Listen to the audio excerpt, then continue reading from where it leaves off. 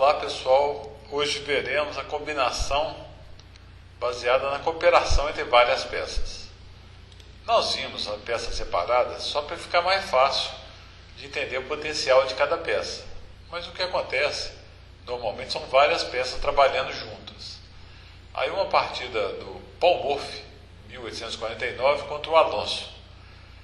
Parece que as brancas, apesar de ter uma dama contra duas torres, vão ter problemas com o peão D4.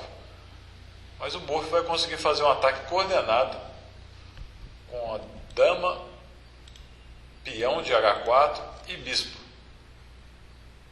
contra o rei negro. Veja que instrutivo.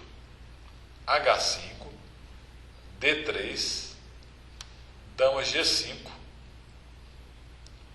Claro que não poderia capturar o peão, porque está cravado o bispo.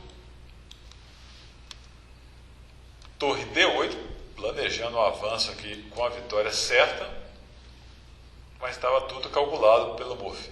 H6, falta de cobertura de peões do rei também facilita o trabalho do Morphy. D2, pronto, chegou ao ponto máximo, né? Dama F6, ameaçou checkmate em um lance. Se torre tomar o bispo agora, dama toma a torre cheque, rei F8, dama G7, cheque, rei A8 e H7. Com promoção e mate no próximo lance. Ele resolveu tirar a torre de G, D7. Bispo F5, D1, dama. Posição extremamente curiosa. As pretas têm duas torres a mais, mas o Morphy sabia o que estava fazendo. H7, cheque. Única é tomar, a torre toma H7. Bispo E6, cheque. Única é cobrir de torre. Bispo toma F7, cheque. Rei H7. Dama G6, cheque. Rei H8. Dama H6, mate. Ação conjunta de bispo, torre e dama foi suficiente para vencer a partida. Outra partida do Morphy e do Alonso, agora jogada em 1849, mesmo ano. Bispo A3. Várias peças vão aproveitar o rei no meio. Um lance típico é cortar o rei, não deixar ele sair do meio. Essa é a ideia desse lance. Bispo E6. Preparando o rocão. Claro que se as negras fizerem o rocão, elas vão começar a ficar até melhores. Cavalo C3 atacando a dama. Dama D7. D5, aí o cavalo ajudou. O bispo ajudou. O peão ajuda agora, atacando o bispo. E elimina um importante defensor, que era o bispo E6. Bispo toma D5, cavalo toma D5, dama toma D5. E o Morphy realmente era genial. Jogou agora bispo B5, cheque, sacrificando o bispo.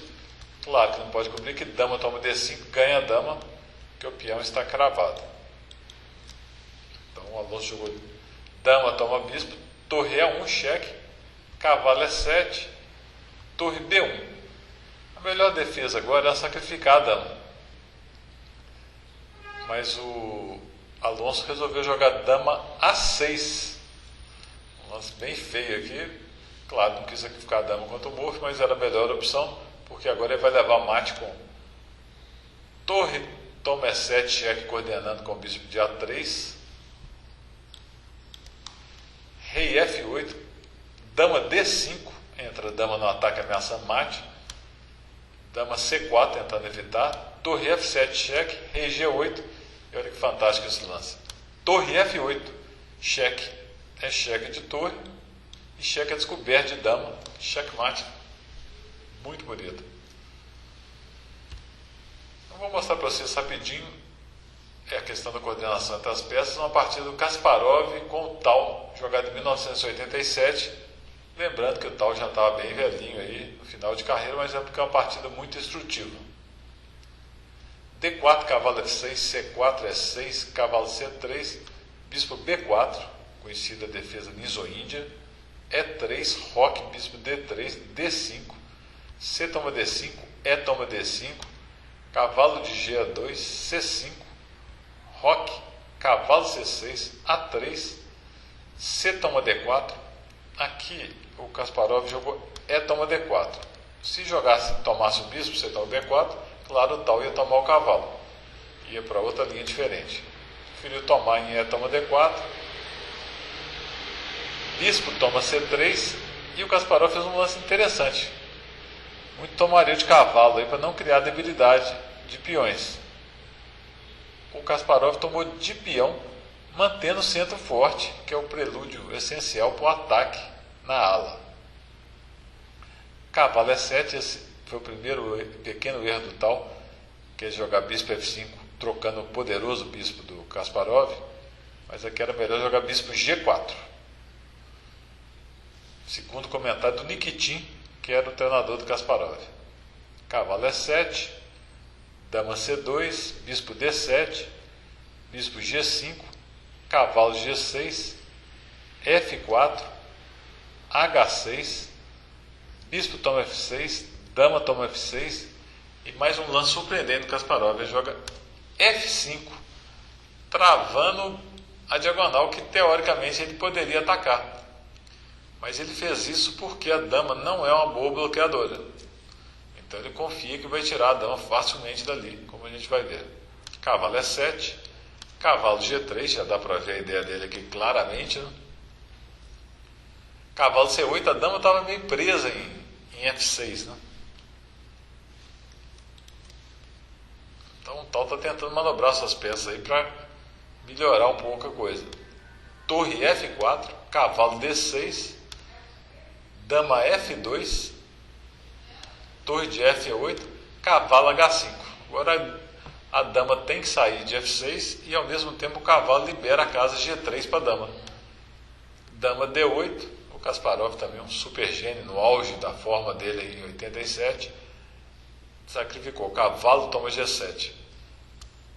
Se o tal tomasse, rei G7, F6 cheque, rei H8, dama H4, esse peãozinho aqui avacalha a defesa das negras. O tal tentou o cavalo E4 no lugar de tomar o sacrifício, mas não resolveu também. Depois de bispo toma E4, torre toma E4, F6, ninguém merece ficar com o cavalo enfiado aqui, né? Não deu mate, mas a posição está muito ruim do tal. Depois de rei H7, torre toma E4, D toma E4, dama F4, bispo C6, e agora vem uma continuação muito interessante. O Kasparov não jogou dama F5 cheque direto, porque, por exemplo, rei H8, torre F1, dama D5 e começa a tentar defender o tal aí. Ele trouxe a última peça primeiro para ajudar o ataque. Torre A1, ameaçando passar a torre. O Kasparov jogou dama F8. Se ele jogar torre E3 direto, dama A3, torre H3, dama 1 cheque já começa a incomodar aqui na fila 1. O Kasparov muito preciso, como sempre, jogou C4 primeiro, dama toma A3, cavalo F5, ameaçando mate em poucos lances, quando dama toma H6, a dama teve que voltar e agora torre E3, muito preciso o ataque do Kasparov. A colocação das peças e o controle central é essencial para um ataque bem realizado. Todas as peças do Kasparov estão ajudando nesse momento, coordenando bem o ataque, né? Peão, cavalo, dama e torre. O tal não estava no dia mais feliz, lembrando que ele tinha muitos problemas de saúde, já estava bem velhinho aí. Bispo D7, jogou torre G3, já não tinha defesa mesmo. Bispo toma F5, dama toma F5, o tal abandonou aí, porque esse rei H8, torre G7, para não levar mate tem que entregar muito material. Então lembra, cada peça usando o máximo do seu potencial, jamais esquecendo os pontos estrategicamente importantes, que estão ligados à segurança do rei e sempre ao centro, que é a estratégia básica do xadrez.